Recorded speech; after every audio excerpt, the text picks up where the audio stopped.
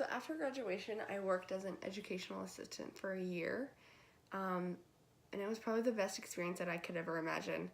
I got to work with a kid named Jeremiah.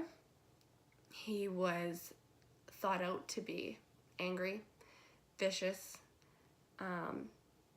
unable to do his work, not where he was supposed to be for grade level, academically, I guess you should say, and also he never got along with his peers and didn't want to make an effort with anything surrounding school.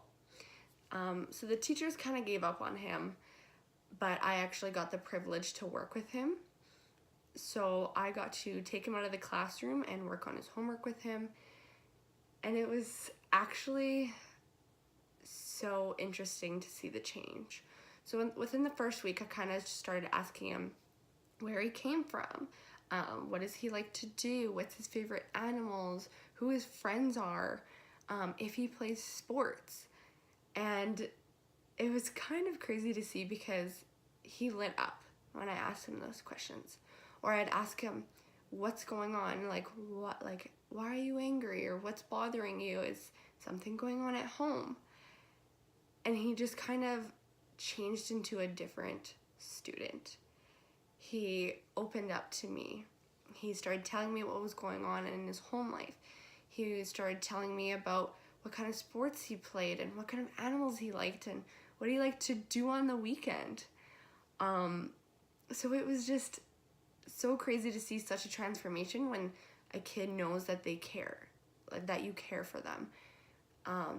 Because he told me that he wasn't receiving that at home. And as someone who's in grade 2, so they're about 7 years old, it was sad.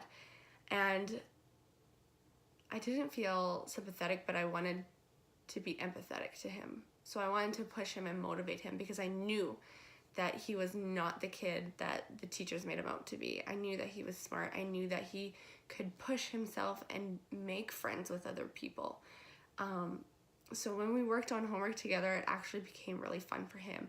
He always wanted to be around me. Whenever I'd walk into the classroom, he'd run up to me and he'd be like, "Miss Mercer, do I get to work with you today?"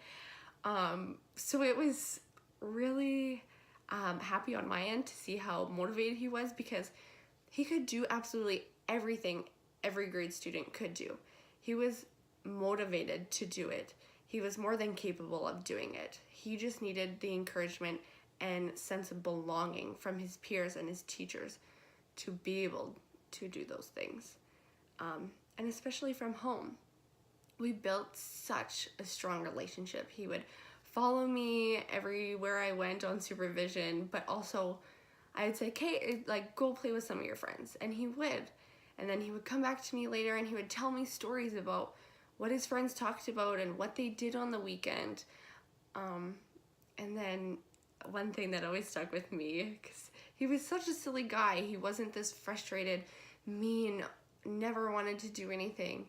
You just had to dig deeper and understand where they're coming from and that they just want to feel like they belong in your classroom. And he would always say, "Miss Mercer, you smell like yummy Oreos," or "Can I come over to your house and play with your animals and meet your mom?" Because I always talked about my mom to him and how I could talk to her about absolutely everything and open up to her.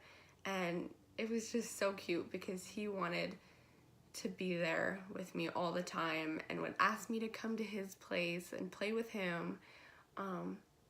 So it was a great experience to learn that relationships are so incredibly important in and out of the classroom. Whether you're building relationships with people your age or with your students, everyone needs to feel like they have a sense of belonging and that they're cared for and nurtured for, because if they don't, they're not going to trust you, nor are they going to respect you or want to be anywhere near around you.